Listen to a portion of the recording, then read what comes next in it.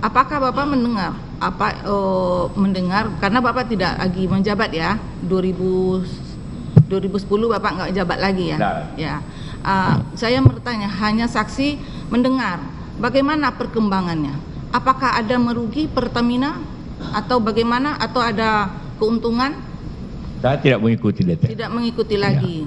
Apakah untuk pelaksanaan instruksi presiden tersebut, apakah ada masih ada campur tangan dari pemerintah untuk melaksanaan oleh Pertamina? Iya, artinya sekali pemerintah menetapkan target, itu harus dipenuhi. Walaupun kadang-kadang tidak memenuhi, seperti target untuk mencapai 24% daripada listrik harus EBT, energi baru terbarukan, kayak hidro, geotermal dan sebagainya. Itu tidak terpenuhi. Artinya maka gas harus lebih banyak lagi. Kalau ini EBT tidak dipenuhi, maka harus diganti dengan energi yang bersih. Dan yang bersih itu ialah gas, LNG. Ya. Karena Bapak tidak mendengar, tidak mengetahui, sebabnya terdakwa duduk di sini kenapa? Kenapa? Sebabnya terdakwa sampai duduk di sini, apa persoalannya? Tahu saudara? Saksi. Sebab? Ya. Apa? Sebab terdakwa ini sampai dijadikan terdakwa di sini, tahu saudara? Saya juga bingung kenapa jadi terdakwa. Bingung karena dia menjalankan tugasnya. Ya, ini kan berdasarkan instruksi kata Bapak tadi. Ada instruksi dari Presiden nomor 1 ditujukan ke Pertamina. Iya, saya ikut. Itu yang saya kejar. Instruksinya itu apa isinya? Instruksinya harus penuhi di atas 30%, Bu. Iya. Iya. Saya ikut membahas hal ini karena kebetulan saya masih di pemerintah pada waktu itu. Ya. Jadi memang ada kebijakan-kebijakan dalam itu ya. Ya. Jadi Bapak tidak tahu apakah Pertamina itu merugi atau untung, nggak tahu? Tidak. Nggak tahu. Nggak tahu ya.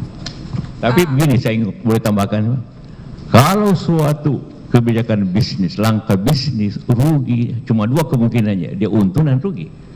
Kalau semua perusahaan rugi harus dihukum, maka seluruh BUMN karya harus dihukum. Ya, ini bahayanya. Kalau suatu perusahaan rugi harus dihukum, ya, maka semua perusahaan negara harus dihukum. Dan itu akan menghancurkan sistem. Tidak ada tepuk tangan di sini ya. Karena di sini bukan menonton ya, kita mendengar fakta di sini ya. Tolong jangan bertepuk tangan dalam persidangan. Ya, kalau memang benar keterangan saksi ini dipahami aja masing-masing.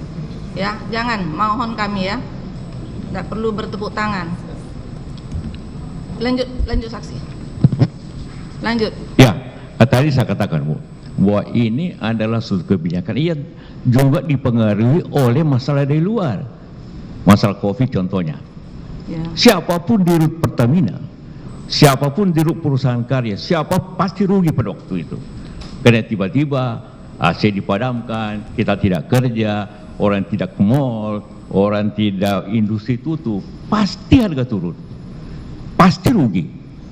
Kalau di rut Pertamina dihukum karena itu, saya kira kita bertindak terlalu menganiaya kita. Itu yang saya ingin sampaikan, karena ini bahaya nanti, tidak ada nanti orang mau bekerja lagi di perusahaan negara kalau begini masalahnya. Ya, hanya rugi 2 tahun langsung dihukum. Nah, itu sangat berbahaya, Ibu, dan tidak ada lagi orang berani berinovasi apabila itu terjadi.